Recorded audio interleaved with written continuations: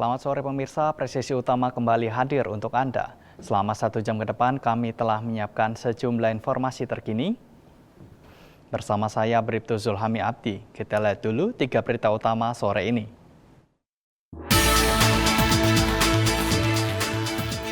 Polda Jawa Timur kembali mengungkap peredaran gelap narkotika jenis sabu dalam 2 kasus berbeda pada Februari 2026.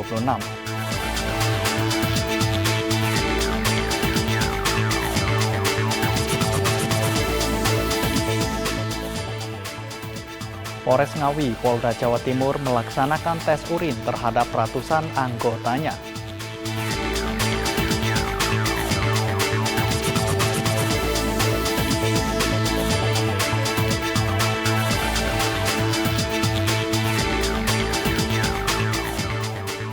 Direktorat Stabilitas Pasokan dan Harga Pangan Badan Pangan Nasional bersama Kementerian Pertanian turun langsung melakukan pemantauan pasar dan sentra produksi.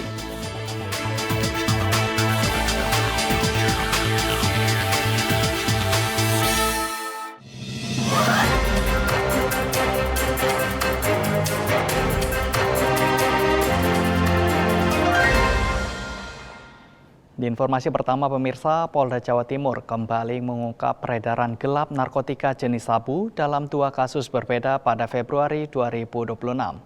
Dari 2 pengungkapan tersebut, polisi menyita total hampir 33 kg sabu dan menetapkan 1 orang tersangka, sementara 1 lainnya masih dalam daftar pencarian orang. Pemirsa, Direktorat Reserse Narkoba Polda Jatim berhasil mengungkap 2 kasus tindak pidana pencucian uang yang berasal dari tindak pidana narkotika. Kabid Humas Polda Jatim Kombes Pol Jules Abraham Abbas saat konferensi pers menyampaikan 2 tersangka berinisial WP dan FA diamankan dengan total nilai aset yang disita mencapai 2,7 miliar rupiah.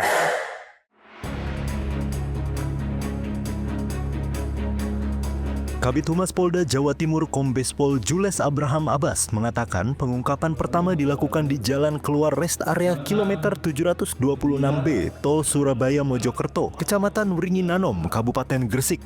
Petugas mengamankan seorang tersangka berinisial RG berusia 25 tahun warga Bandung yang berperan sebagai kurir atas perintah seorang berinisial Mamang yang saat ini berstatus sebagai DPO.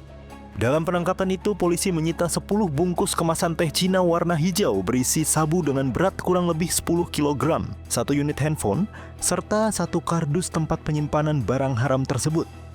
Berdasarkan hasil penyelidikan, RG sebelumnya membawa total 23 kg sabu dari Dumai, Riau menuju Pulau Jawa melalui jalur darat dan laut.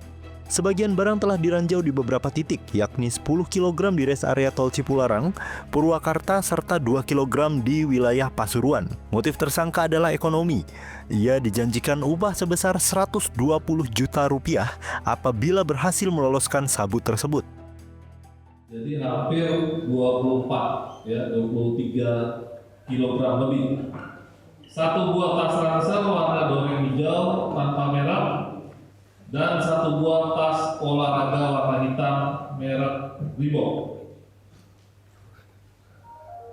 Motifnya, petugas menduga yang bersangkutan merupakan kurir. Namun akan dipastikan kembali ketika pelaku nantinya akan atau sudah berhasil ditangkap. Untuk modus operandinya, terduga pelaku menyamarkan narkotika jenis sabu ke dalam tas dibungkus dengan plastik hitam dan sarung yang selanjutnya diduga akan didistribusikan ke luar Jawa Timur menggunakan jalur laut. Atas perbuatannya, para pelaku dijerat dengan pasal berlapis Undang-Undang Nomor 35 Tahun 2009 tentang narkotika dengan ancaman hukumannya berupa pidana mati, penjara seumur hidup, atau penjara paling lama 20 tahun serta denda hingga 2 miliar rupiah.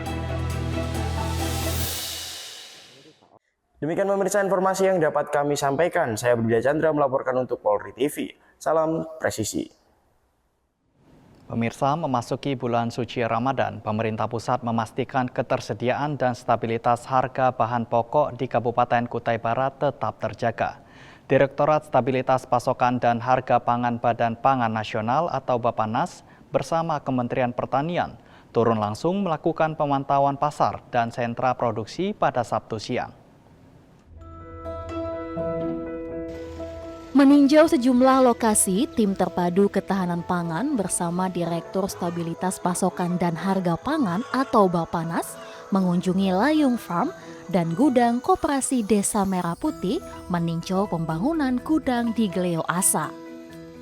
Direktur Stabilitas Pasokan dan Harga Pangan atau Bappenas, Maino Dwi Hartono menegaskan, kunjungan tersebut bertujuan memastikan 3 hal utama, yakni ketersediaan, kelancaran, distribusi, dan stabilitas harga. Tim melakukan pengecekan langsung ke pasar tradisional. Di lokasi tersebut, rombongan memantau harga beras, gula, telur, hingga cabai, serta berdialog dengan pedagang terkait pasokan. Dari hasil pemantauan, sebagian komoditas seperti beras dan gula mengalami kenaikan harga. Namun, menurut Maino, kenaikan tersebut masih dalam batas terkendali dan dipengaruhi faktor distribusi. Jadi kami bersama kementerian terkait, dari Kementerian Pertanian, ada juga dari Polda Kaltim, ada teman Bulog. Tentunya yang pertama kami tergabung dalam Satgas Pengendalian Harga Pangan. Tentu hari ini kami berkunjung ke Kutai Barat dalam rangka memastikan ketersediaan pangan kita ada, distribusinya merata dan harganya tersangkut dan stabil.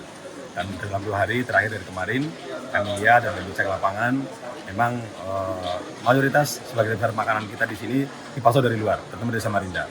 Oleh karena itu distribusi menjadi faktor penting, faktor utama ketersediaan pangan agar tersedia merata di seluruh wilayah Kutai Barat. Apa yang kita lihat hari ini, kita sama-sama lihat tadi dari lokasi persawahan, artinya ada potensi produksi di sini yang sudah cukup luas dan ini bisa kita maksimalkan. Artinya tidak semua tergantung dari luar. Yang kedua tentu dalam jangka pendek, pemerintah Kabupaten Kutai Barat sudah mengusulkan pemerintah pusat terkait dengan keberadaan gudang Bulog. Ini menurut saya menjadi penting kehadiran Bulog di Kutai Barat maupun kabupaten kota lainnya agar pemerintah hadir dengan ketersediaan pangan yang cukup untuk memenuhi kebutuhan masyarakat setempat. Tenaga ahli Kementerian Pertanian RI, Ani Mulyani mengatakan kunjungan tersebut sekaligus untuk melihat secara langsung perkembangan sektor pertanian di daerah. Menurutnya, optimalisasi lahan dan dukungan infrastruktur pertanian akan menjadi kunci dalam meningkatkan produktivitas petani di Kubar. Assalamualaikum warahmatullahi wabarakatuh. Pada pagi hari ini saya bersama rombongan dengan dari Bappenas, saya sendiri dari tenaga ahli Menteri Pertanian mendampingi teman dari Bappenas untuk melihat sebetulnya kunjungannya untuk melihat kondisi harga di pasar. Tapi selain itu kita juga mengunjungi beberapa wilayah potensial untuk pertanian.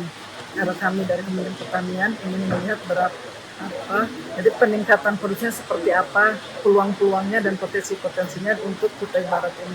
Jadi kalau melihat dari potensi tadi yang kita kunjungan ke lahan sawah, itu sawahnya ada beberapa yang belum optimal, nah itu yang perlu ditingkatkan. Nah ini harus menggerakkan seluruh kelompok tani yang ada di Kutai Barat ini agar produksinya bisa meningkat dan indeks pertanamannya bisa meningkat juga dari tanam sekali menjadi 2 kali untuk memenuhi kebutuhan beras di Kutai Barat. Dari Polres Kutai Barat, Polda Kalimantan Timur melaporkan untuk Polri TV. Polres Ngawi, Polda Jawa Timur melaksanakan tes urin terhadap ratusan anggotanya sebagai bentuk pengawasan internal dan pencegahan penyalahgunaan narkoba di lingkungan kepolisian. Polres Ngawi melaksanakan tes urin terhadap seluruh personel sebagai bentuk komitmen dalam menjaga kedisiplinan dan mencegah penyalahgunaan narkoba di lingkungan kepolisian. Kegiatan ini dilakukan secara mendadak guna memastikan transparansi dan integritas anggota. Tes urin berlangsung dengan pengawasan ketat dan sesuai prosedur yang berlaku. Langkah ini merupakan upaya preventif untuk menciptakan institusi kepolisian yang profesional, bersih, dan terpercaya di wilayah Ngawi. Sebanyak 179 personel mengikuti tes urin yang digelar di lantai 3 Gedung Bernadip, Mapolres Ngawi. Dari hasil pemeriksaan, seluruh peserta dinyatakan negatif narkoba, menegaskan komitmen institusi dalam menjaga integritas anggota. Kegiatan ini turut disaksikan langsung oleh Kapolres Ngawi, AKBP Prayoga Angga Widyatama. Kehadiran pimpinan menjadi bentuk transparansi sekaligus memastikan pelaksanaan berjalan tertib dan akuntabel. Kapolres Ngawi menegaskan bahwa tes urin akan terus dilakukan secara rutin sebagai langkah tegas mendukung pemberantasan narkoba serta menjaga profesionalisme dan kepercayaan masyarakat terhadap Polri. Dari Humas Polres Ngawi Polda Jawa Timur melaporkan untuk Polri TV. Satgas Saber Polres Bangkalan, Polda Jawa Timur turun langsung ke pasar untuk memastikan ketersediaan pangan dan stabilitas harga bahan pokok tetap terjaga khususnya menjelang bulan suci Ramadan dan Lebaran 2026. Satgas Saber Polres Bangkalan turun langsung ke pasar untuk memastikan ketersediaan dan stabilitas harga bahan pokok tetap terjaga. Polres Bangkalan bersama perwakilan dari Bulog, Dinas Koperasi, Perindustrian dan Perdagangan, serta beberapa dinas terkait lainnya melakukan pengecekan lokasi strategis, yakni tempat retail tradisional dan modern.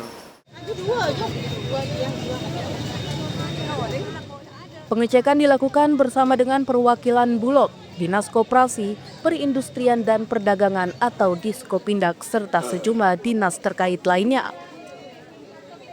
Lokasi yang disasar meliputi pasar tradisional seperti Pasar Kamal dan Pasar Soca, retail modern, serta distributor dan agen LPG 3 kg bersubsidi.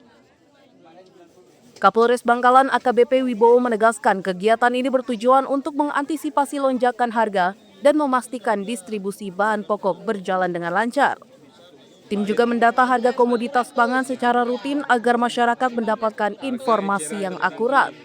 Dengan langkah ini diharapkan harga bahan pokok di Kabupaten Bangkalan tetap stabil sesuai dengan aturan pemerintah pusat, serta tidak terjadi kelangkaan selama bulan Ramadan hingga menjelang Lebaran Idul Fitri tahun 2026. Dari Humas Polres Bangkalan, Polda Jawa Timur melaporkan untuk Polri TV. Demikian kami laporkan. Terima kasih, salam presisi. Pemirsa, kami akan segera kembali usai jeda berikut ini.